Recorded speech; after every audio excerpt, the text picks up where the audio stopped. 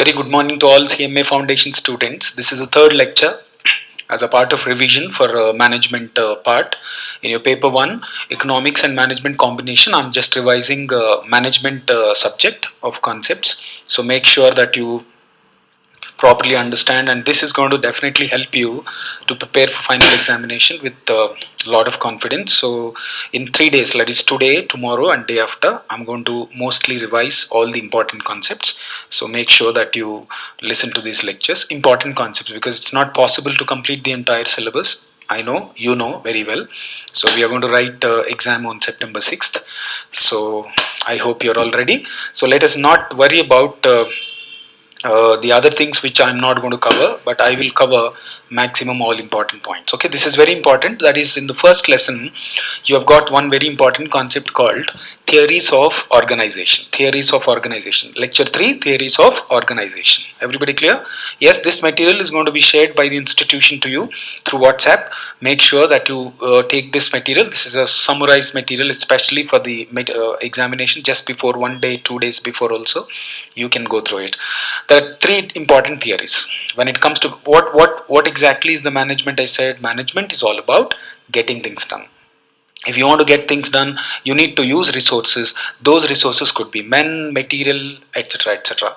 Okay, so by using resources we want to get things done. So manager main objective is basically to ensure that the regular operations are actually done properly. That is the point. Everybody clear? Yes. So as a part of that, we have got 3 very important views. What is a management? How exactly management happens?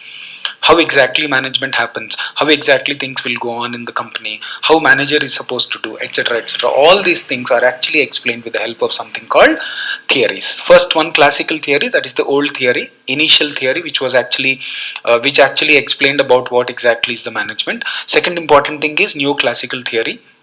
Neoclassical theory is also called human relations theory or behavioral theory. Alright.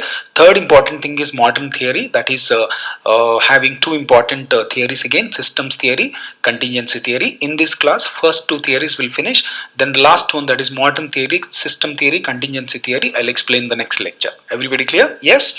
Okay, now understand very clear, classical theory, neoclassical theory. Neoclassical theory is also called behavioral theory as well as human relations theory. Am I clear? So let us see what is classical theory. So crux, central idea of each concept is very important, so that any other question which is connected to it, which is related to it, you can easily manage. Okay, you can easily guess at least. Okay, that is very important. First one, this theory dealt with formal organization setup. I repeat, this theory deals with formal organization. Formal in the sense there is a proper structure, like there is a proper system. I mean, it's not like everybody knows who does what. Everybody knows what exactly is the function. Everybody, suppose if I'm working in the company, I know exactly what am I supposed to do, and my colleague also knows what exactly he's supposed to do. Everybody's function is properly designed. Nobody will poke their hands into anybody's function. Like manager knows what exactly is supposed to do, assistant manager knows what exactly is supposed to do, deputy manager knows what exactly is supposed to do, HR manager knows what exactly is supposed to do, finance manager knows what exactly is supposed to do, production manager knows what exactly is supposed to do, admin manager knows what exactly is supposed to do. Nobody has any confusion. Roles, responsibilities, functions are clearly divided. Departments are clearly divided, functions are clearly divided, roles are clearly divided, positions are clearly divided, designations are clearly, powers are clearly divided. Who's very clearly says, okay, Mr. A will report to Mr. B, Mr. B will report to Mr. C, Mr. C will report to Mr. D. Like this, everything is crystal clear. There's no confusion at all in the organization.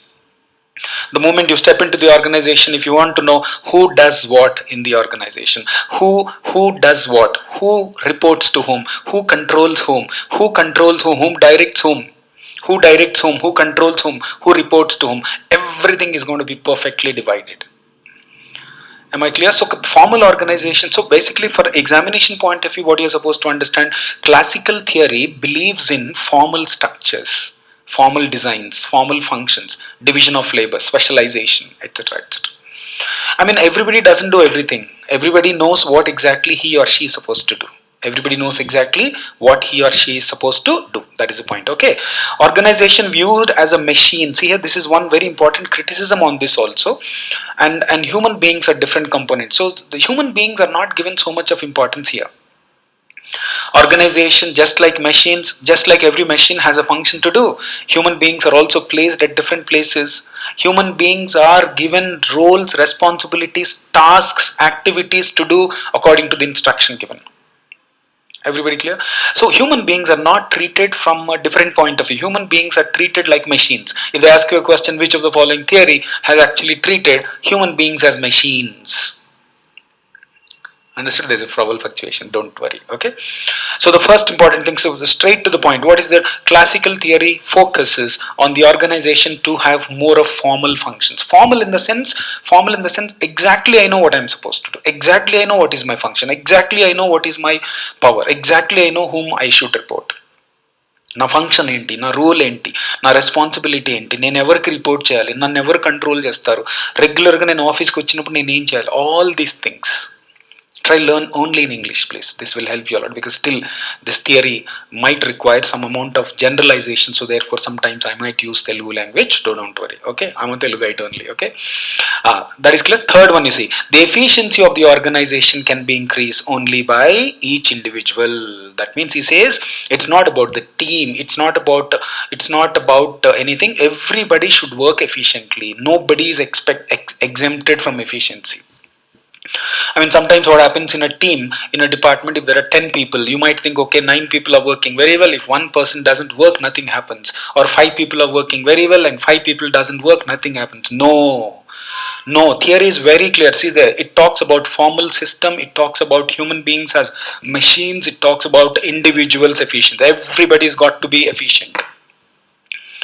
If everybody is not efficient in their own respective functions, it's going to be very difficult for an organization to increase efficiency. So we can't allow one fellow being inefficient. No, that is not possible. Understood? Everybody has to be. So because that is the reason I tell you, boss, this is the work, this is your work, this is your function, this is your department, this is your power, this is your etc. etc. So what is the examination point of view? Classical theory focuses most on formal structure. Classical theory focuses mostly on formal structure. It treats human beings as machines. It expects everybody is supposed to be more efficient. Clear? Move on. If in case you could not understand, go back and start listening once again. Basically, how many theories do we have? 3 theories. Number 1, classical theory. Number 2, neoclassical theory. Number 2, modern theory. Classical theory believes that human beings are treated as machines and every human being is supposed to be more efficient, and every human being must have a formal structure. Formal structure in the sense, it's like rigid functions. I'm not going to change. Suppose one fine days my officer has not come, and can I do his function? No. If in case somebody doesn't come, finish. I can't do his work. Understood? Suppose in our college coaching center, if a receptionist did not come, even I can make one faculty sit at the reception. It is possible. But in formal organization, the faculty says, no, I'm supposed to teach, I will teach. I'm not supposed to be sit at the reception. Understood? That means clearly the counselor should do her job properly, faculty should do his job properly, and administrative officer is supposed to do his job properly. Nobody is supposed to interfere in anybody's activities. Everybody clear? Yes. I'm sorry, Bangalore students, you might be thinking, okay, so I should not use Telugu language. I know. I'm not very fluent in Kannada as yet. I'm learning. Okay. Next one, elements of classical organization. Elements of classical organization. So first one, division of labor. That means everybody is given work. The next thing, organization will have different departments like HR department. You'll have departmentalization like HR department, production department, finance department. Understood? IT department. Okay. Marketing department. Like this, you'll have a lot of departments. And every department is expected to coordinate. Every department is all these people are supposed to support each other. That's what it says. Formalization, classical theory believes better. Tell them what they are supposed to do. Give them departments, and all these departments should control themselves and shut everything and support each other. If they don't support each other, organization is going to fall prey for non-performance. Scholar function in the sense he says superior subordinate people, there should be proper roles. Scholar principles clearly says everybody, like what superior is supposed to do should be there, what subordinate to hierarchy, proper hierarchy, manager, deputy manager, assistant manager, like this. So everybody, like functions have to be divided properly. Okay, that is one thing. Structure. I'm telling every company, structure means roles, responsibilities of people. Structure talks about who does what. Like you say, center manager, vice president, assistant vice president, manager operations, assistant manager operation. This is the structure. Who's controlling what? Who's supposed to report to whom? So structure talks about, I'll type here, structure talks about roles and responsibilities, positions, authority, understood? And simply speaking, who does what? Structure talks about who does what. In any company, if you go, exactly we will have a first confusion. Sir, who does this? Who does this? Suppose there's a receptionist job. Who does this? There is a counselor job. Who does this? There's a teaching job. Who does this? There's an accounting. Who does this? Who will collect the fee? Who will maintain the accounts? Who will make the salary? Who will recruit people? Who will train people? Who will take care of classes, etc., etc. There is a proper. If you go to our head office anywhere, any coaching center, any college, any school, if you see, you will find exactly a clear situation. Who does what? That clarity must be there at any cost. Okay, understood now? So basically, formal classical theory focuses on functional division. We need to assign function to everybody. We need to tell him what is expected to do. We need to have departments. Every department should have its own function. No department is expected to interfere in anybody's activities. So you need to have a proper span of control. Means what? Span of control means it says it serves as a means of delegation of authority. You have to give authority. Like one is command, who can command, who can communicate, who can take decisions. Span of control may who actually who can exercise authority. Who can exercise authority? Who can actually instruct people? Who can actually direct people? Who can actually communicate people? Who can actually report people? If in case something goes wrong, who can actually take a decision? All these things are going to be explained in span of control. So these are all buzzwords. These are like having proper structure, having span of control, having superior subordinate division. Scholar principle talks about superior subordinate functions clearly. Having various departments, having division of labor, understood? And you also have to have span of control. Span of control means how many subordinates a manager can control, how many subordinates a manager can control. Got my point? All these things. So basically you can understand classical people believed in one thing, that a company should have various departments, various divisions, various specialization. Everybody should be given a special work, and that fellow is supposed to do that work. Nobody is expected to interfere in anybody's work, and no department is supposed to interfere in any department. Everybody is supposed to coordinate. The efficiency of people efficiency of the organization is dependent on division of work, is dependent on proper controls, proper manager, proper subordinate superior relationship, etc. There's going to be a coordination. There's no, coordination in the sense, I'm not using the word cooperation. You know why? Cooperation means helping each other though you're not supposed to help. But coordination means you are supposed to do, you have to do. Suppose my subordinate is there, he has to work, he has to help me. If I have an assistant, that fellow has to help me. If I have a driver, that fellow has to drive. No, he has to follow my instruction because he's my. So every subordinate is supposed to do what he's assigned to do. Every subordinate is supposed to do what he's assigned to do. So therefore, proper division of work, proper superior divisions, proper subordinate divisions will be there. Criticism quickly. It takes a static view. It says only organization should have rigid functions. No, sometimes if one fellow is absent in the company, if one department is completely not in the position to do, the other department must be able to take up the duty. So there should be a flexibility. Yes. It says organization is close. Organization. He says like people should have rigid functions, but it doesn't think about other environmental factors which might affect. Suppose, okay, you have a receptionist. One day, let's say 1 week continuously receptionist is not coming. Then who should do? Somebody has to share the work. But organization, classical people say, no, what you're supposed to do, you should do that only. What if the fellow who's supposed to do that has not come today? What if a teacher who's teaching economics did not come? Then somebody who can teach commerce should go and entertain that class for some time. That happens, no, normally. No, this fellow has not come, so I will keep the class empty. Bole to people will laugh at you in installment basis. Understood? Next one, you see, it is they have focused attention on only technology, structures. I mean, rigid structures. This is based on oversimplified thing, and this is based on a principle called organization without people. I mean, human behavior is not given. So basically, I'll tell you overall conclusion. If they ask you a question, which of the following has not given importance to human relations? Classical theory. Which of the following has treated human beings as machines? Classical theory. Which of the following has given importance to specialization? This one, classical theory. Which of the following has given more importance to machines, technology, rigid roles, functions, authority, reporting, structure, communication, formally, no informal things.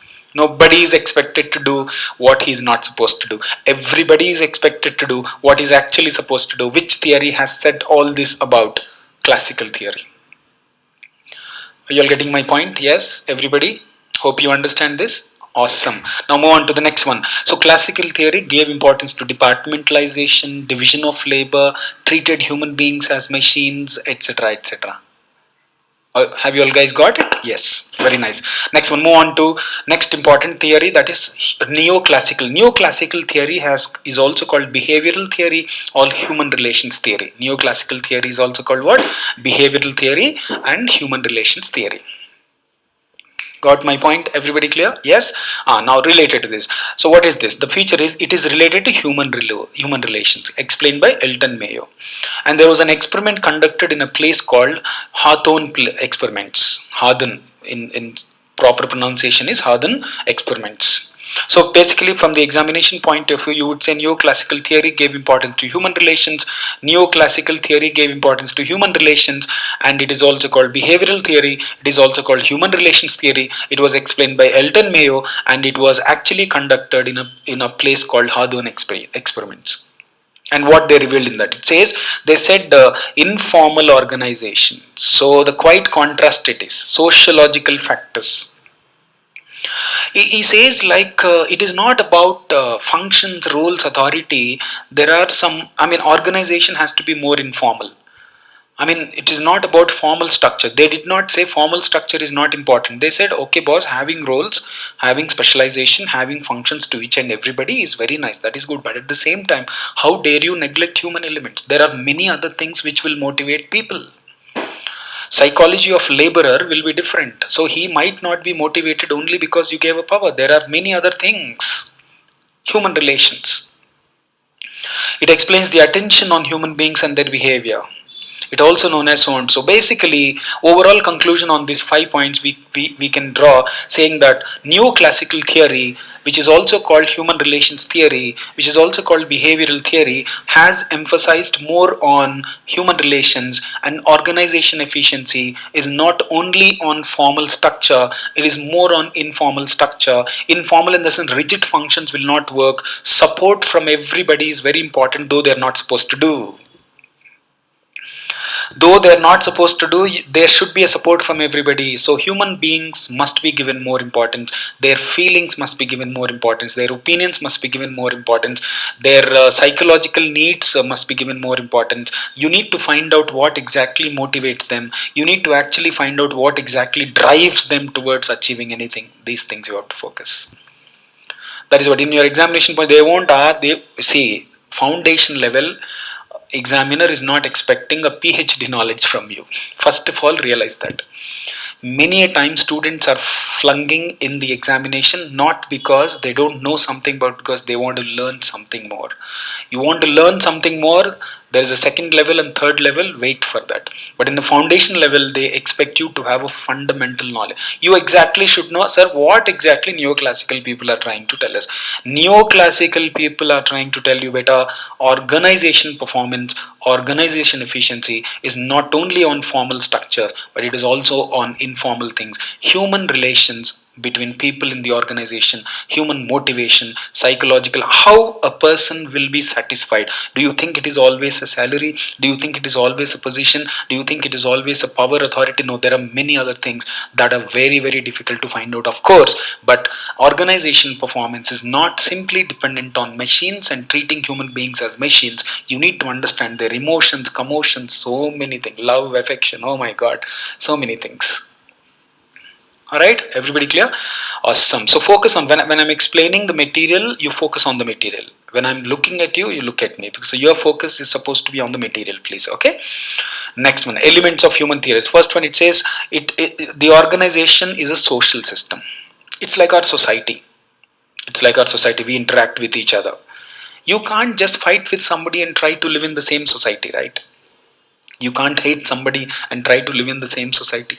So organization is actually, they might ask you a question, according to which theory organization is actually treated as social organization. This one. Next, within the formal organizations, it's understood now, within the formal org, that means you need to have roles and responsibilities, functions, division of labor, everything. At the same time, there is something called informal organization. Just because I'm a manager of production, it does not mean I don't need to talk to HR manager. Just because I'm a HR manager, it does not mean I don't need to go to production manager and help him if in case he needs anything. No, that is wrong. It says, boss, you need to have a formal organization. You also have to be, just because I'm a boss in the company does not mean I need not go to I need not go to a cup of coffee along with my employees. No, I can't say, I'm a boss, why will I go with my subordinates? Hey, nonsense. That means, you see, now simple example I'll tell you, when a teacher is going with the students for a tea, that could be informal. When a chairman of the company is actually going, is going along with, let's say, faculty members for a tea or a tiffin, etc., that is informal. In this way, he will come to know so many things. Subordinate will be so happy, yeah, chairman uncle is actually having a coffee with me. Obviously, yaar, it's suppose if suddenly KCR would like to come to your house for a dinner, how do you feel, man? How do you feel? You will feel so happy. Socially, you will start rolling your tears nicely. Because managers mingling, top level managers mingling with subordinates, in what you call driving their social conscience, helping them understand each other, definitely brings in very good results. All right. Human beings are interdependent. Each one is dependent on each other. Motivation is a complex process. In the sense, it is very difficult to motivate people. I'm telling you, if a boss is very close to the employee, those salaries are less, they will stay with them. You know why? Because they always feel proud that my boss is close to me. My manager is close to me, my superior is close to me. Arias line, he doesn't even behave like a superior only. What a kind of manager I have. I love him. You will fall in love with the manager if manager is patting on your shoulder and say, Babu, you're very good. Got my point? So you understood now, human relations theory focuses on interdependence of human beings, and you need to help each other, you need to understand each other, you need to spend a lot of time. Managers, bosses are supposed to spend a lot of time with human beings and employees and find out what exactly they want, what exactly they get motivated. Understood? Human beings do not always act rationally. Yes, a machine, you switch on the machine, whatever machine is supposed to do, machine will do, so it will never go deviate. But do you think human beings will think always like this? Today I'm good, I'm able to talk like this, let's say. If tomorrow something else is there in my mind will be disturbed. When my mind is disturbed, my psychology will be disturbed. My psychology, heart is disturbed, definitely I will give you a bad class. But unfortunately, teachers have no other option. You know what? Teaching and acting professions, these are very dirty professions. Whatever happens in your brain or heart or whatever, you should teach well, you should act well. Understood? Because you see only me on the camera being a teacher. Some professions are like singer, dancer, actor, all these people.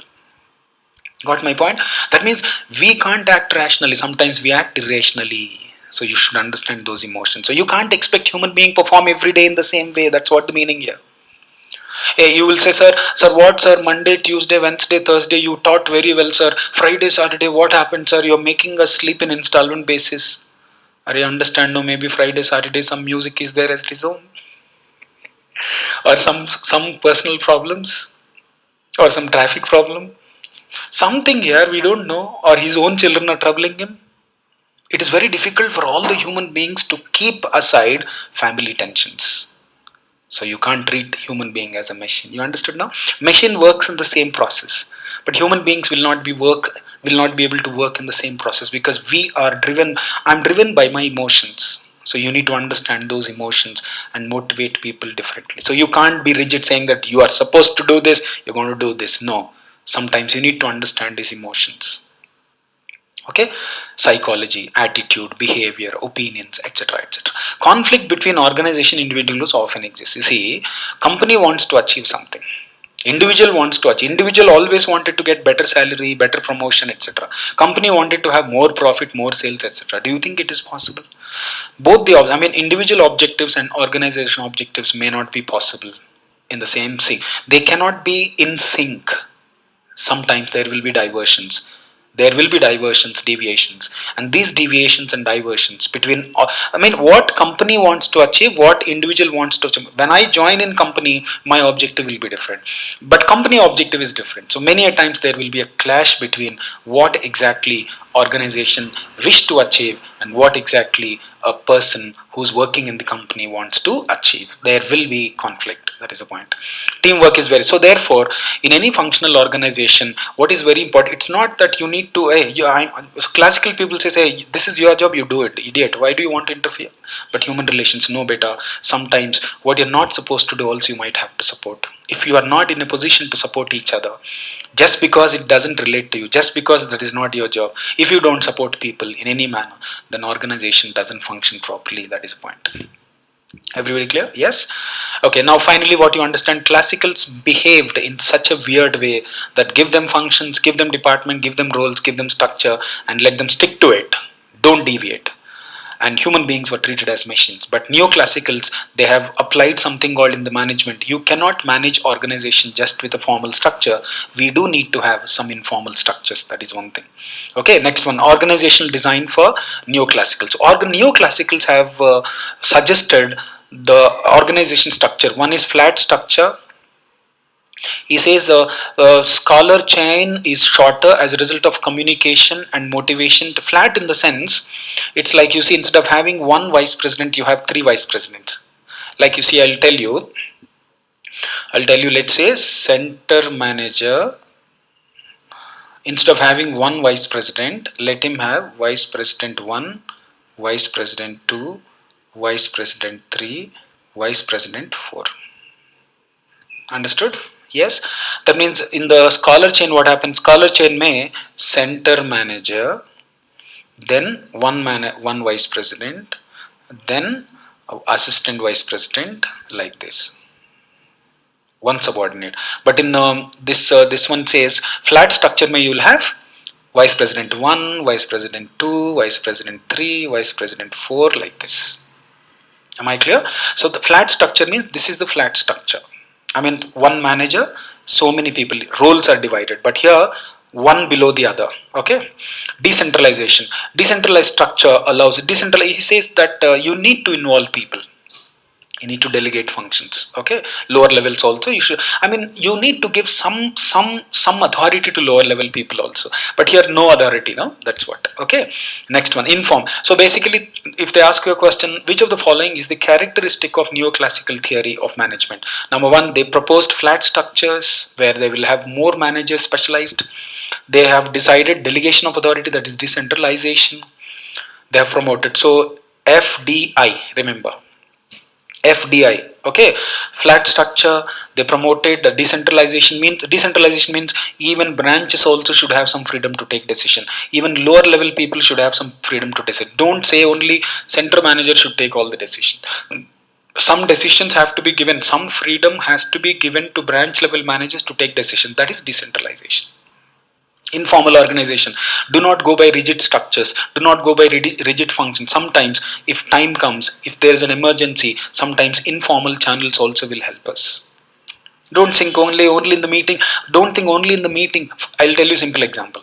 I'm a manager. If I want to share something to my employees, what is the best way to? If it is formal structure, I will hold meeting and share.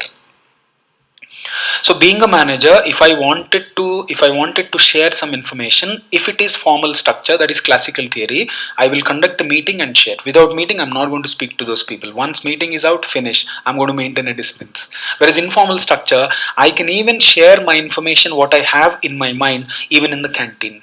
Yes. When I can take them to movie, in the movie theater also I can talk to them, boss, I'm expecting this from all of you. Sharing information, communication, etc., can happen informally. Informal in the sense, even without meeting, you can go to the floor and share. So formal people know we should have a meeting, there should be a mail, oh, all hangama will be there. But as human relations theory, that is neoclassical theory, believes in one thing, that is there should be an informal communication, there should be a decentralization, there should be a flat structure, let there be specialized people. At the same time, there should be some power given to lower level people to take decisions. Understood now? Simple. I told you, formal means if a manager wanted to communicate anything, one simple example, he will hold a meeting and communicate.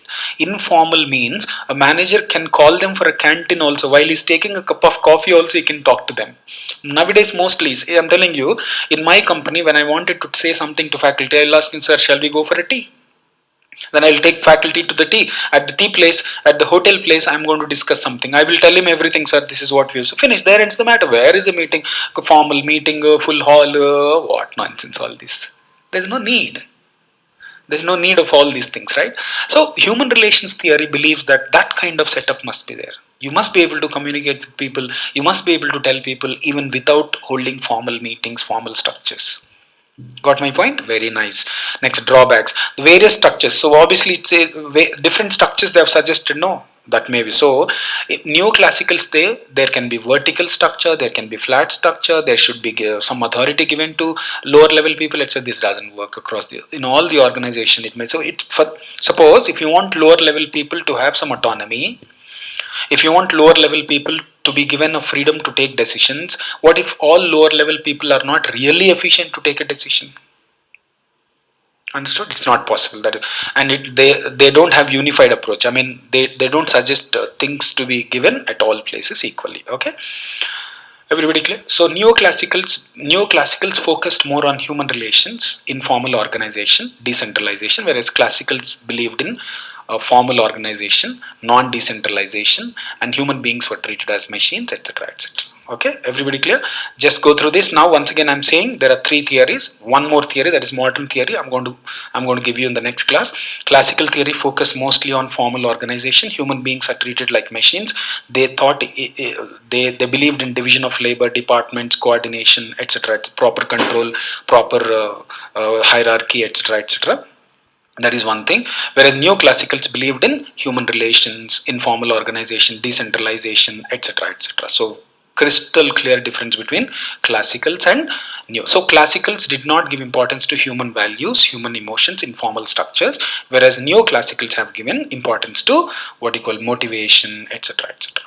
Human relations, motivations, informal structures, so on and so. That's what you have to remember for the examination. All right. So stay tuned, and I'm going to give you two more lectures today. Have a good day. Thank you.